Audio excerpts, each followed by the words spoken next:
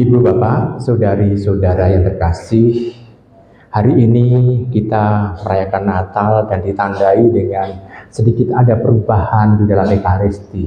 Diawali dengan maklumat. Sebetulnya maklumat itu untuk memperlihatkan apa? Supaya kita tahu bahwa Tuhan itu hadir menyejarah. Sejarah, masuk dalam sejarah manusia. Allah yang tidak kelihatan masuk dalam dunia yang kelihatan. Allah yang tidak terbatas waktu masuk dalam keterbatasan waktu. Allah yang tidak punya ruang masuk dalam ruang. Bukan dalam arti tidak punya ruang. Allah mengatasi ruang, mengatasi waktu, begitu ya. Jadi kita bisa melihat masuk di dalam sejarah manusia. Dan awalnya kita bisa melihat dari maklumat kan sudah diperlihatkan abad keberapa. Di situ tampak bahwa Tuhan itu sudah hadir dalam sabdanya. Sabda dari mana? Taurat Musa sudah diberikan. Jadi sudah sejak awal Tuhan memberikan di dalam diri buku. Bisa dikatakan firman Tuhan dalam buku Taurat. Masih diteruskan juga, yakni melalui kitab-kitab para nabi. Tetapi ternyata banyak orang hanya dengan Allah yang hadir dalam buku Taurat itu, ternyata masih saja untuk melakukan hal-hal yang tidak sesuai dengan kehendak Allah. Maka lahirlah Sang Firman Allah menjadi manusia. Supaya apa? Supaya hidup di tengah-tengah manusia. Kalau berupa buku, kan hanya pada saat senggang saja orang membaca buku. Sedangkan kalau hadir dalam diri pribadi manusia, firman Allah itu, dia tinggal di tengah-tengah, maka orang akan bisa menangkap apa yang menjadi pesan Allah. Sebetulnya itu. Nah, maka kalau temanya adalah kembali ke Bethlehem, orang sebetulnya diingatkan bahwa ini loh Sang Kalimatullah ini menjadi manusia supaya didengarkan firman-Nya dan mereka tinggal dan dia tinggal di tengah-tengah kita sehingga mereka manusia kita sendiri itu bisa menangkap apa yang menjadi kehendak Allah. Jadi sebetulnya itu. Lalu kalau kita lihat Ibu Bapak, ada hal dalam simbol dalam gereja yang seringkali diungkap. Kalau Natal itu kita selalu ada dua, paling tidak pohon Natal ada di depan, ada di sana, lalu ada kandang. Saya mau tanya dulu, dalam tradisi gereja itu lebih tua yang mana? Pohon cemara, pohon Natal, atau kandang Natal? Lebih tua yang mana? Hah? Yang mana? Kandang Natal lebih tua ya nak ya. Baik. Tetapi kita tahu bahwa kalau anak menjawab seperti itu, yang salah adalah gurunya. Saya tidak akan nyalahke anak-anak lo ya, tapi nyalahke sing mulang gitu ya. Kalau anak-anak kan masih belajar. Jadi kalau jawabannya salah tidak bisa disalahkan anaknya. Tapi yang disalahkan adalah yang mulang. Lebih tua pohon Natal. Kenapa? Karena kandang Natal dimulai tradisinya oleh zaman Santo Fransiskus Assisi.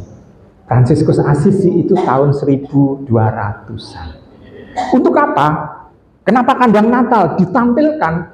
Karena orang seringkali jatuh pada saat Natal dengan pesta, dengan bermewah-mewah, sehingga orang lupa situasi yang ada di Bethlehem, sehingga dibuatkan kandang Natal. Kandang Bethlehem sebetulnya tidak sebaik ini, tapi harus diperlihatkan bahwa kalau yang ini kan harganya mahal. Tetapi kalau yang kandang asli kan kita bisa melihat situasinya ya seperti itu, terpuruk. Supaya orang ingat akan Tuhan yang mau hadir dengan rendah hati, yang mau hadir untuk di tengah-tengah kita, membantu segala macam kelemahan kita. itu Fransiskus Assisi. Dia bukan seorang imam, dia bukan seorang uskup, dia bukan seorang paus, dia seorang yang mau untuk mendengarkan firman Tuhan. Jadi Fransiskus Assisi itu membuat itu. Sedangkan kalau simbol pohon Natal dari cemara, itu sebetulnya orang yang seringkali melihat, oh karena pohon cemara itu adalah pohon yang tidak pernah kalau dalam kena salju tidak pernah rontok begitu ya. Kadang-kala orang hanya selesai di situ. Tapi ingat, tidak hanya hijaunya tidak pernah rontok pada saat salju, tetapi juga hiasannya itu kalau dulu zaman dulu awal itu dari buah apel. Untuk melihatkan apa?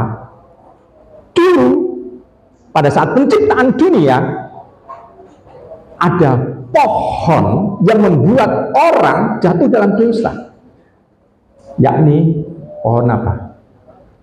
Buah terlarang yang dimakan oleh Adam dan Hawa. Dan itu menjadi hiasan untuk apa? Cemara itu. Bahwa ada yang menghidupkan, tetapi kalau orang tidak hati-hati, ada yang membuat orang terjebak di dalam dosa dan kematian. Jadi hiasannya dulu bunder-bunder itu bukan dari kaca, tapi dari pohon, dari buah apel, pokoknya sih bunder-bulet gitu.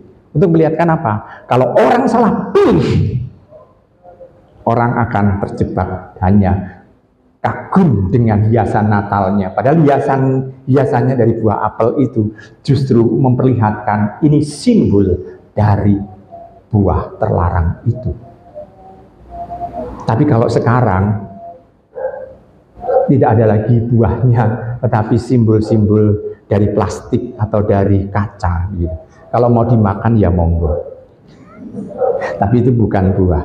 Nah, Ibu Bapak, jadi kita melihat tema balik atau kembali ke Bethlehem untuk mengingatkan kepada kita akan kesederhanaan. Lalu tema itu ajakan dari Konsili Vatikan, bukan dari konsili, dari KWI dan dari PGI itu mau mengajak kepada kita, sebetulnya mau mengingatkan kepada kita akan kesederhanaan yang kita punya, akan ketidakmampuan yang kita punya, akan kelemahan yang kita punya. Kenapa? Karena tahun depan gereja memasuki masa jubilium, masa di mana Tuhan memperlihatkan kerahimannya. Dalam jubilium itu yang kita pinta tahun Yobel adalah tahun syukur sebetulnya. Tuhan yang maha kasih, Tuhan yang maha rahim ini mau memberikan anugerah kepada kita, dan gereja membuka lebar-lebar kehadiran Allah untuk semua umatnya untuk bisa merayakan jubilium itu, asalkan manusianya, kita sendiri orangnya mau rendah hati mengakui semua kelemahan kita. Dalam jubilium itu yang dicari oleh banyak orang bukan holy door-nya. Holy door seolah-olah pintu suci, simbol pintu surga. Tapi kalau orang pikirannya holy door yang ada di Vatikan sana hanya ada di 4 gereja basilika. Tetapi untuk orang yang nggak bisa sampai ke Vatikan, apakah nggak bisa merayakan jubilium? Bisa. Masing-masing keuskupan membuat kebijakan dan nanti akan diumumkan pada saatnya. Nanti akan diumumkan pada saat menjelang atau gereja paroki kita akan membuka secara khusus sesuai instruksi Bapak Uskup pada saat nanti hari Minggu. Dan syarat-syaratnya yang kita cari sebetulnya adalah syarat untuk mendapatkan rahmat Tuhan, yakni apa? Indulgensi pribadi kita. Tapi ada syarat-syaratnya indulgensi kalau untuk pribadi kita, bukan untuk orang yang meninggal, tapi indulgensi untuk diri kita yang masih hidup ini.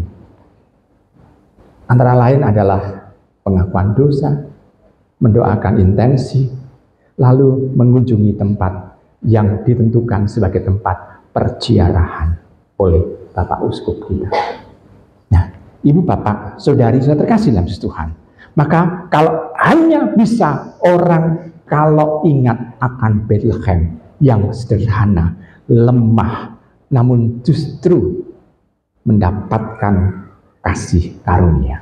Demikian juga dengan dosa yang kita buat tidak membuat kita disingkirkan dari kehidupan ini, namun justru mau untuk dibantu oleh Tuhan untuk tetap tegak dan juga menjadi orang yang terberkati. Berkat Tuhan tidak demikian hilang kalau kita ingat akan dosa, akan kelemahan kita, akan kekurangan kita. Maka kalau kita ingat akan dosa kita, kelemahan kita, kita harus bersyukur. Ini adalah pintu untuk mendapatkan rahmat Tuhan. Namun jangan kita lalu giat untuk melakukan dosa. Kalau giat melakukan dosa, ya berarti penolakan akan rahmat Tuhan. Nah, ibu bapak, saudari, saudara terkasih dalam Tuhan, saya percaya dan saya yakin bahwa panjenengan semua itu mempunyai cara tersendiri untuk bisa merasakan bagaimana kasih Tuhan itu ada di dalam diri kita. Marilah kita bisa menyongsong kehadiran Tuhan di dalam hati kita masing-masing. Selamat merenungkan.